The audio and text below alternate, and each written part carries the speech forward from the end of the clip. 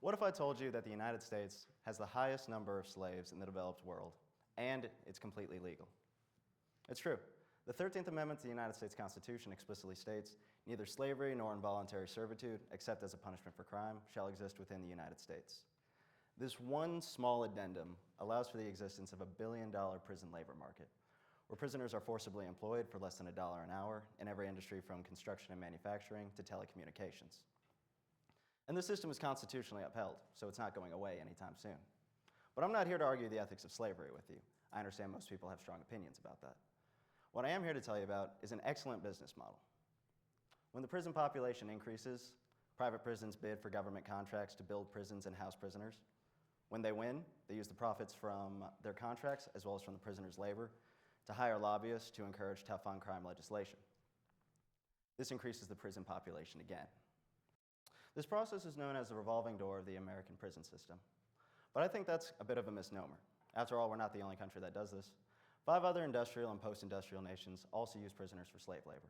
They are the United Kingdom, China, Japan, New Zealand, and Australia. These 6 countries also have extremely high recidivism rates relative to the rest of the world. What is recidivism? Recidivism can be defined as the rearrest, reconviction, or reincarceration of a criminal after a previous arrest, conviction, or incarceration. For the purposes of my research, I looked at reincarceration rates because prisoners can't be used for slave labor unless they are currently incarcerated. With this definition in mind, I want to head to my first research question. Do the efforts of the for-profit prison industry directly lead to an increase in reincarceration of prisoners? Additionally, what other factors would allow for-profit prisons to flourish and encourage high reincarceration? The first thing I wanted to look at was the difference between law enforcements in my countries. Maybe having a large law enforcement body relative to the rest of the population ensures that the vast majority of recidivist criminals are caught, tried, and convicted correctly. So I looked at the number of judges, police officers, and prosecutors compared to the general population. But it looks like size really doesn't matter. So instead, I tried looking at their productivity. How do you measure the productivity of law enforcement? What I used was number of suspects per police officer and number of convictions per prosecutor. The more important of these 2 measures is number of convictions per prosecutor, because convictions represent the final good produced by our legal system. Everything leading up to that, including the suspecting of a criminal by a police officer and then prosecuting by the prosecution, would be intermediate goods used to produce this final, supposedly correct conviction. But it looks like the vigilance of law enforcement doesn't have any impact on recidivism. So then I thought, what if it's a difference between the criminals themselves? After all, not all crimes have the same recidivism rate. Property crimes like theft and burglary have recidivism rates over 70%, whereas violent crimes like homicide and sexual assault have recidivism rates under 3%. So maybe a country that has a large number of property criminals relative to violent criminals would also have a high recidivism rate, despite the fact that they're experiencing less severe crime. But neither the type of crime being committed nor the total amount of crime being committed could actually tell us anything about recidivism. There could still be one other important difference between the criminals in these countries, though. One other factor I looked at was the prevalence of organized crime. Organized criminals represent a special type of professional criminals. It is their job and primary source of income to commit crimes. So additionally, in order to be part of a criminal organization, these criminals would need some past experience and skills committing crimes in order to be an asset.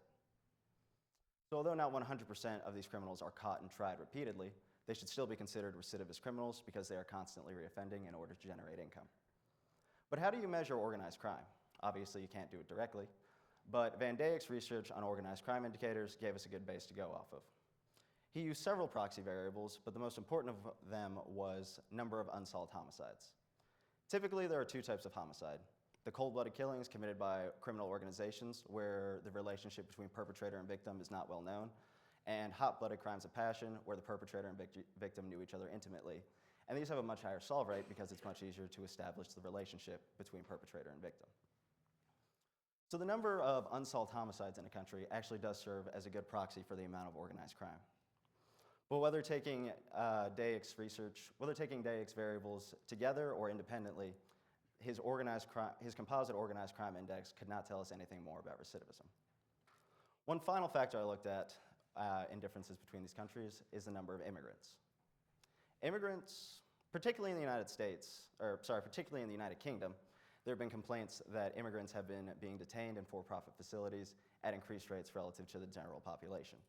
This shouldn't be that surprising given the fact that immigrants typically have fewer rights than natural-born citizens and frequently don't speak the native language, making them much easier to hold in these for-profit facilities for long periods of time. But this problem appears to be primarily isolated to the United Kingdom because even countries with relatively low immigration, like New Zealand and Australia, have comparable recidivism rates to countries with extremely high recidivism, like the United States and the United Kingdom. One final thing before I get to the results of my study are the special considerations that I had to take for China. China reports that it probably has the lowest recidivism rate in the world at about 12%.